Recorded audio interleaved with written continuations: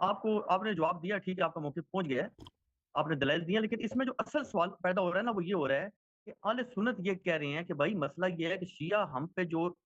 الزامات کی بچھاڑ کر رہے ہیں، ہمارے پہ جو چڑھائی کر رہے ہیں، ہمارے خلاف جو سارا پروپیگنڈا کر رہے ہیں، وہ یہی کر رہے ہیں کہ بھائی یہ ایسے ظالم لوگ ہیں اہل سنت کہ انہوں نے اللہ کے رسول پر جھوٹ باندھ دی ہیں، حدیثوں کے نام پہ کیوں باندھ دی ہیں کہ انہوں نے دین غیر معصوموں سے لیا ہے، ان کے جو راوی ہیں سارے غیر معصوم ہیں۔ سادہ بندہ کہتے ہیں یار بات تو بڑی لاجیکل ہے، دیکھو جو بندہ خود معصوم نہیں ہے، جو گناہ گار ہے، ہر انسان ہی گناہ گار ہے، جس کی اللہ حفاظت نہ کرے تو وہ کہاں سے سچ بتائے گا، ہو سکتا ہے جھوٹ بولا ہو۔ تو وہ کہتے ہیں کہ خود یہ جن اماموں کا دعویٰ کر رہے ہیں خود مان رہے ہیں کہ بھائی ان کے جتنے راوی سارے غیر معصوم ہیں،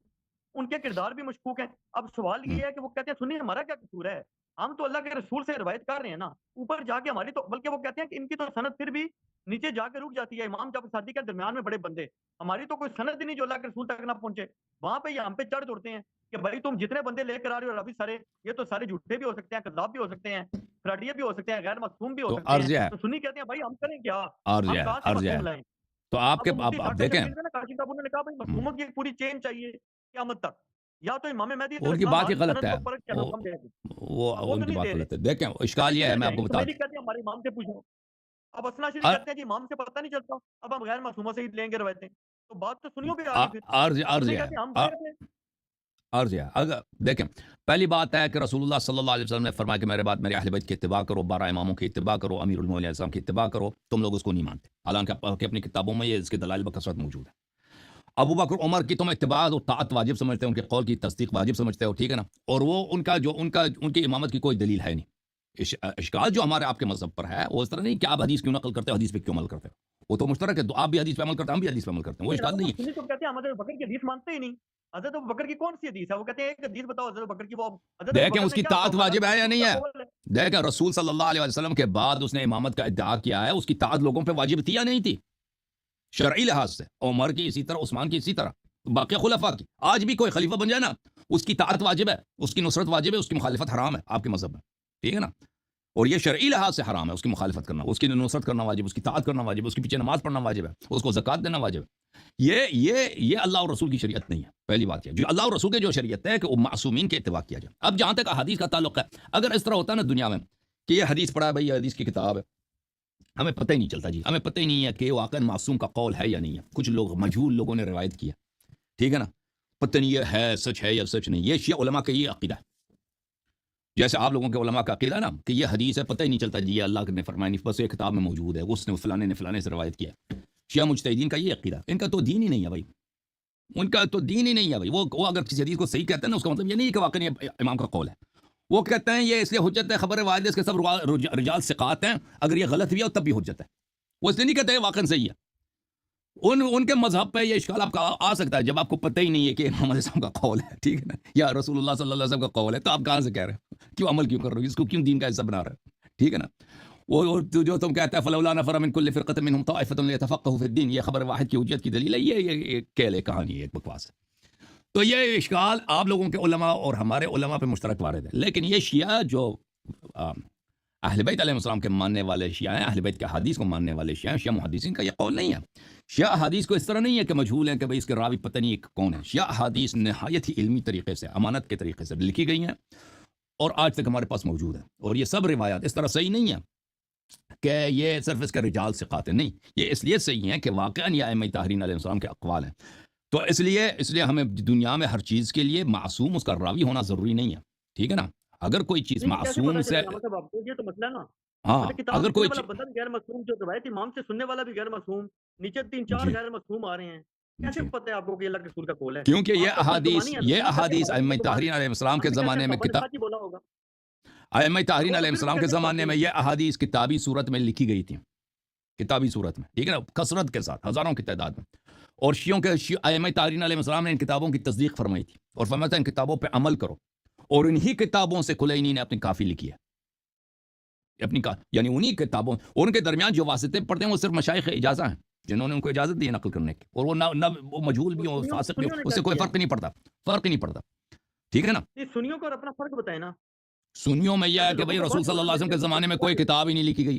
صحابہ کے زمانے میں کوئی کتاب ہی نہیں لکھی گئی، تابعین کے زمانے میں کوئی کتاب ہی نہیں لکھی گئی، تابعین کے زمانے میں پھر جا کے وہ سینہ بسینہ نقل ہوتا رہا، پھر تابعین کے زمانے میں کچھ لوگوں نے لکھا، کچھ لوگوں نے نہیں لکھا، پھر آگے چلا 200 سال کے بعد وہ کتابی صورت میں ہے نا، اس میں تو وہ تو کوئی چیز قابل اعتبار نہیں رہتا نا. وہ تو اس طرح نہیں کہ رسول اللہ صلی اللہ علیہ وسلم نے کتاب بخاری کی تصدیق کی ہو کہ کتاب صحیح ہے. جب ہمارے پاس ائمہ طاہرین علیہ السلام کے زمانے میں کتابیں بکثرت تھی اور ائمہ اطہار علیہ السلام کی کتابوں کو چیک کرتے تھے اور فرماتے تھے کہ ان کتابوں پہ عمل کرو، انہی کتابوں سے ملا اعظم الفقی لکھی گئی، انہی کتابوں سے کتاب کافی لکھی گئی، انہی کتابوں سے کتاب کمال الدین لکھی گئی ہے. تو یہ تو آپ دیکھیں ہمارے پاس علم رجال ہے ہی نہیں شیعوں کے پاس، جیسے آپ لوگوں کے پاس ہے نا کتاب تقریب التہذیب ہے یا تہذیب التہذیب یا تہذیب الکمال مزی، اس طرح نہیں ہے ہمارے پاس صرف مصنفین کے نام موجود ہیں کہ فلان شخص امام جعفر صادق علیہ السلام کا صحابی ہے، بڑا جلیل القدر ہے، اس کے پاس اس نے 70 کتابیں لکھی ہیں، یہ کتابیں ہیں اس کے پاس، یہ فلان کتاب عمر ابن عزین ہے، اس نے ابو وسیر اتنی کتابیں لکھی ہیں، ٹھیک ہے نا. ہمارے پاس مصنفین کے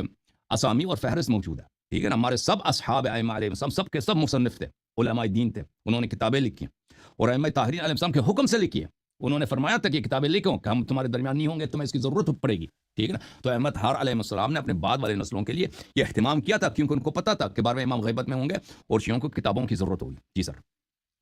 صحیح ہے. نہیں یہ ائمہ اہل بیت کے زمانے میں یہ کتابیں تھیں جو آپ کے حدیث کی بالکل کتابیں ہیں؟ بالکل بے شمار بے شمار بے شمار. مثلا کون سی کتاب تھی؟ مثلا وہ راوی آتا ہے نا امام جعفر صادق علیہ السلام کے پاس، کہتا ہے نماز مجھے تم امام علیہ السلام فرماتے ہیں نماز تم مجھے دیکھ کے سنا دو. وہ کہتا ہے میں نے نماز کتاب ہے سجستانی کی کتاب سے میں نے پڑھ کے سیکھا تھا، تو میں نے وہ نماز امام علیہ السلام کو پڑھ کے سنایا. اور آپ دیکھیں ہماری کتابوں میں یہ سجستانی اس زمانے میں یعنی شیعہ سجستانی صاحب کی کتاب ہے، عزیر سجستانی ہے، عبدالعزیز میں اس کا نام بھول گیا، اس کی کتاب سے شیعہ عمل کرتے تھے. اس نے نماز کی جو کتاب تھی کہ نماز کیسے پڑھنی چاہیے، احادیث تھے، اس پہ عمل کرتے تھے. اب اس کی احادیث کتنے کافی میں زیادہ ہیں. سجستانی صاحب کی کتاب کی احادیث کافی میں بڑی پڑی ہیں نماز کے مختلف ابواب میں، اسی طرح ملا حضر الفقی میں. یہ بہت ایک وسیع باب ہے کہ خود ائمہ علیہ السلام کتاب دیتے تھے، ان کے اپنے پاس کتابیں ہوتی تھیں. مثلا ابان بن تغلب میں ہے کہ امام علیہ السلام نے اس کو 3 کتابیں دے دی، ایک کتاب دی یا 2 کتابیں دی کہ یہ کتاب اس کو پڑھو اور لوگوں میں نشر کرو، اگر کوئی اس میں سے کوئی حدیث تم چھپا دو تو تم پہ اللہ کی لعنت ہے، لوگوں کو دکھا دینا. دوسری کتاب دے دی اور بتایا کہ یہ حدیث اگر تم نے اس حدیث کو صرف تمہارے لیے کسی کو ایک حدیث بھی اس کا سنائے تو تم پہ اللہ کی لعنت ہے، ٹھیک ہے نا. اور بہت سارے لوگ آتے تھے ائمہ طاہرین علیہ السلام سے کتابیں دکھاتے تھے کہ ہم یہ کتاب سے اس پہ عمل کریں، فرماتے تھے عمل کرو. جی ہاں. اور بہت سارے ہوتے تھے کہ ان کی کتابوں میں منع کرتے تھے کہ وہ فلانی آدمی جھوٹا ہے، اس نے اپنی کتابوں میں غلط باتیں ڈال دی، ہماری حدیث میں غلط حدیث مکس کر دی، اس سے تم دور رہو. یہ ایک بہت وسیع باب ہے، اس پہ میں نے اتنے لیکچر دیے ہیں عربی زبان میں، فارسی زبان میں، کہ شیعہ حدیث کیوں صحیح ہیں، ٹھیک ہے نا. شیعہ حدیث کیوں صحیح ہیں. یہاں پہ 2 منہج ہے شیعہ حدیث کے معرفت کے لیے. ایک منہج ہے اہل سنت کی جو مشہور ہے، جو اہل سنت کے محدثین بجا لاتے ہیں نا کہ یہ حدیث لیتے ہیں، اس کا سند لیتے ہیں کہ یہ کس نے فلانے نے کلان سے روایت کی، اس کی جرح تعدیل کرتے ہیں تو حدیث یا صحیح بچ جاتی ہے یا ضعیف ہو جاتی ہے. تو یہ منہج شیعہ علماء میں بہت مقبول ہے، شیعہ علماء میں، اور یہ صرف تقلید کے بنا پر انہوں نے جماعت اہل سنت سے لی ہے. ہمارے قوم کے علماء یا نجف اشرف کے علماء یہ انہوں نے یہ ہر مسئلے میں اہل سنت کے مقلد ہیں، ان کے فقہ اہل سنت کا فقہ ہے، ان کے علم اصول اہل سنت کا اصول ہے، ان کے تفسیر اہل سنت کی تفسیر ہے، اور ان کا علم جرح و تعدیل علم رجال بھی اہل سنت کی ہے، ان سے لی ہوئی ہے، سب کچھ انہوں نے ان سے لی ہوئی ہے. اور یہ شیعہ عوام ان باتوں کو نہیں جانتے. لیکن جب آپ شیعہ محدثین کے کتب میں چلے جاتے ہیں تو یہ بات بالکل ایک باطل بات ہے. جو منہج شیعوں کا ہے وہ یہی ہے کہ شیعہ ائمہ اطہار علیہ السلام نے خود کتابیں لکھائی ہیں، ان کے سب شاگرد مصنف تھے. شیعہ محدثین نے کبھی علم رجال تعلیف ہی نہیں کیا، علم رجال ہے ہی نہیں شیعوں کے پاس، علم مصنفین علم کتب ہے، ٹھیک ہے نا، ان کے فہارست موجود ہے. اور شیعہ علماء کتب سے روایت کرتے تھے، نہ سینہ بسینہ. اللہ آپ کو عزت دے. Thank you sir. اور کوئی سوال ہے آپ کے پاس؟ آپ کی کتابوں میں جو کچھ بھی ہے، مطلب ہے کہ آپ کی کتابوں میں جو کچھ بھی ہے سب کچھ صحیح مانا جائے، جو کچھ جو ائمہ اطہار علیہ السلام کی شاگردوں کی کتابوں سے ہے، اور ہماری کتابوں میں ایسے احادیث ہیں وہ بخوبی پتہ چل جاتا ہے کہ انہوں نے اہل سنت کی کتابوں سے لیا، ٹھیک ہے نا. کسی مسئلے پر مسئلہ اس پتہ چل جاتا ہے وہ راوی جو ہے وہ اہل شیعہ روات میں سے، شیعہ مصنفین میں سے نہیں ہے، وہ پتہ چل جاتا ہے. لیکن صرف وہ احادیث جو شیعہ کتب سے لی ہیں، اہل بیت علیہ السلام کے اصحاب کے کتب سے لی، وہ سب کے سب صحیح ہیں. اگر وہ اس طرح کوئی حدیث ہے جو ان کے کتب میں سے نہیں ہے، وہ پتہ چل جاتا ہے وہ صحیح نہیں ہے. جزاک اللہ. اللہ آپ کو بہت عزت، بہت مہربانی، تشریف لانے کا بڑا شکریہ. Thank you sir. اوئے ہوئے آپ کس کو لے لیں؟ عبد الصفدر صاحب کو لے لیں یا اس مولوی صاحب کو لے لیں؟ اوئے